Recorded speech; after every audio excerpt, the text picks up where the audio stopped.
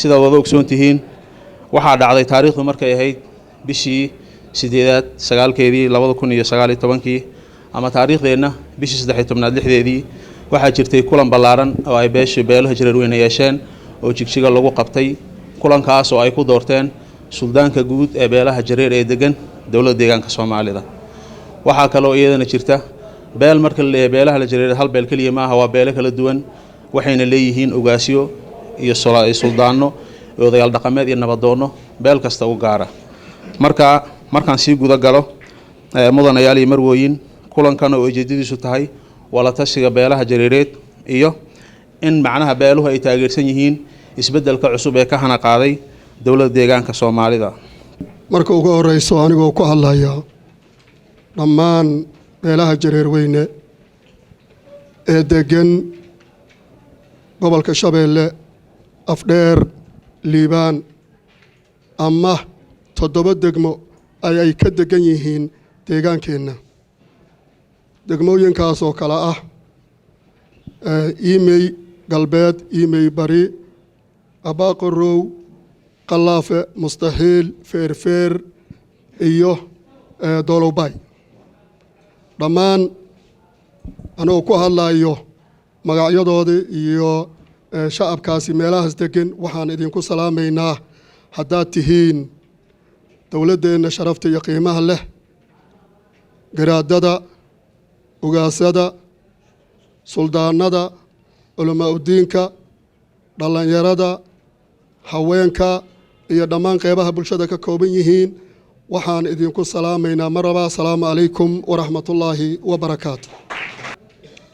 waxaan ogsoonnahay ama aad ogsoon tihiin haddaad tihiin waxgaradkii Soomaaliyeed dhibaatooyinka deegaankeenna ka dhacay ee 30 sano aan soo dhaafnay dhibaatada ugu weyn oo ay ku dhacday waxay ahayd beeshan jareerweyne ee degan deegaankeenna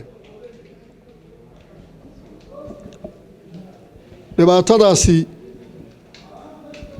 waxaa ka mid ahaa sidaan haddaba ladiin sheegay muddo 16 sano inaan hataa Addis Ababa aan joognay annagoo xaqeena la duudsiyey dilna loogu daray xuquuqdii aan ku lahayn deegaankanna nalaga tirtiray asal ahaanba ayaa nagu kaliftay in hataa inaan Addis Ababa aan tagno dacwoono dhibaatadaasi hadda aan sheeganayno qabaa'ilada Soomaaliyeed waa suurtagal inay nala mid ahaayeen qaar ka mid ah balse oo loo kala badnaa dhibaatadaasi dhacday annaga haddaan nahay beesha jareerweyne isbeddelkan maanta socdo annagoo ka duulayna dhibaatadii markaasina lagu hayay inaan isbeddelkan maanta taagan doorkii looga baahnaan ka soo qaadanay haddaba waxaan codsanaynaa dowladdeena cusub ama dowladda deegaanka Soomaalida oo hogaaminaya madaxweynaheena qaaliga ah madaxweyne Mustafa Umar Maxamed iyo xisbigaba waxaan ka codsanaynaa dhibaatooyinkan hadda aan sheegnay in wax laga qabto waxaan maanta aan ku faani karnaa ama aan ku faraxsanahay hordhaca aan noo sameeyay ama ay noo sameeyeen madaxweyne Maxamed Umar iyo dowladdiisaba waxaan codsanaynaa in naloo dhammaystiro xuquuqaha ee qabaa'ilada Soomaaliyeed heleen inaan annagana ka mid noqono oo aan helno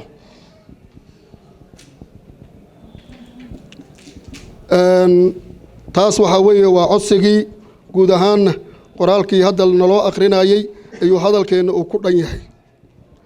waxaan doonayaa odayaasha deegaanka ama odayaasha dhaqanka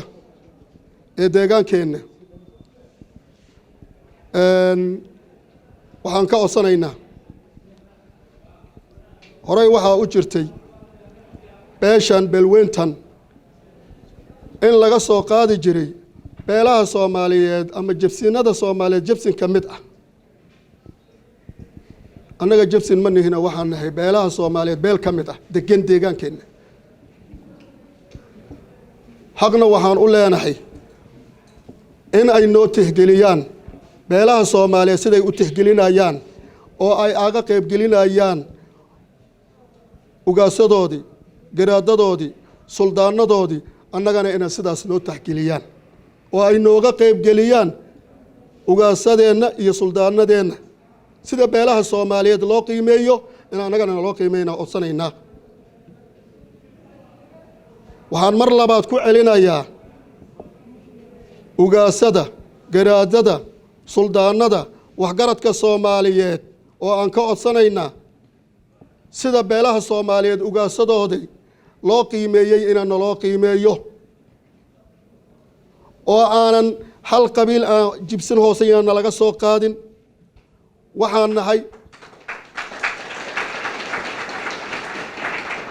waxaan nahay 14 beel ee beel waaweyn ah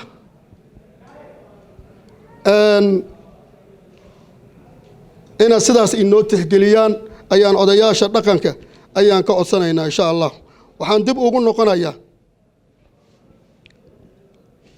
cadaalad darrada jirtay waxaa ka mid ah dowladnimada lidin sheegay waxay ka soo bilaawataa ama ka cogsantaa waa qabali lagu xisaabtamaa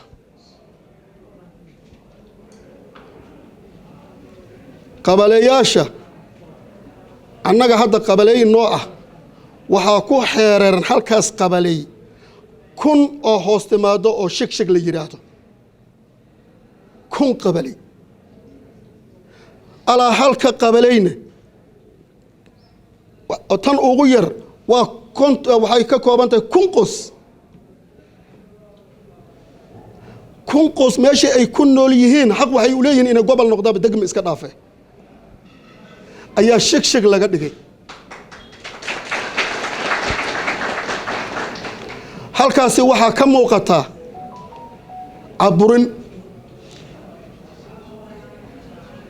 caburin baa ka muuqata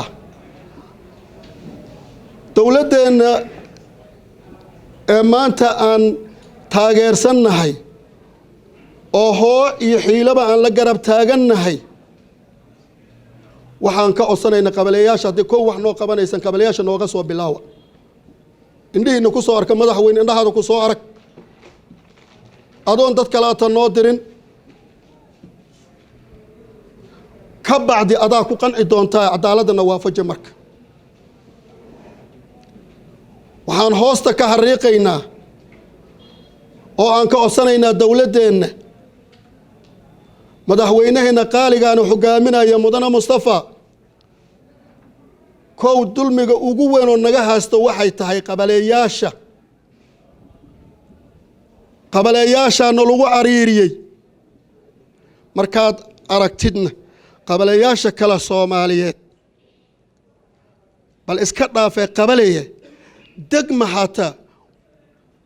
kun qos kuma nool qabaleya degmooyinka qaarkood markaad fiirisid bal qabale iska daa qabaleydana ee qabaa'ilada Soomaaliyeed leh waxaa laga yaabaa 200 150 300 qoys ay ku nool yihiin waana qabale buuxda halkaasi waxay ka muuqataa marka madaxweyne nin cadaaladda u xiiliyaa tahay beelihii jareer weyne kalsooni buuhay kuugu qabaan rajo wanaagsan baan ku ayaan xaggaada naga jira waxaan kaa codsanaynaa kow haddaa wax noo qabanaysa qabaleyaashaas shigshiga ah ee liisu geeyey ee ka mid tahay inaanan xaquuq ku leenayn oon goob doorasho aanan noqonin si aanan u soo bixin xildhibaanada iyo wixii la midka ah oo budgetka lagu qaybsanayo halkaas wax nooga qabo adiga indhahaada lugahaada ku tag waxaan kalaato sii codsanaynaa waa ku mahadsan tahay madaxweyne iyo dhammaan dowladdiina oo dowladoo dhan waxaa tihiin aqoon-yahanadii Soomaaliyeed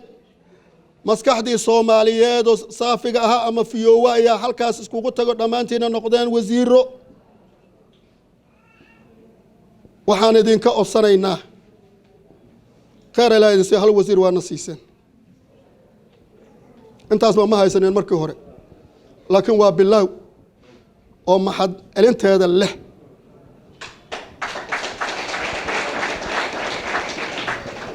waxaan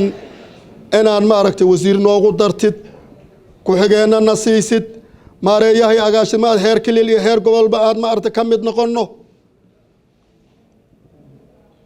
ayaan codsigeenna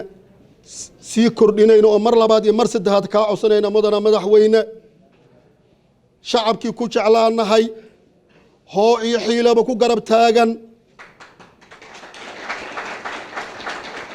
waxaan kaa codsanaynaa waa bilowda inoo dhammaystir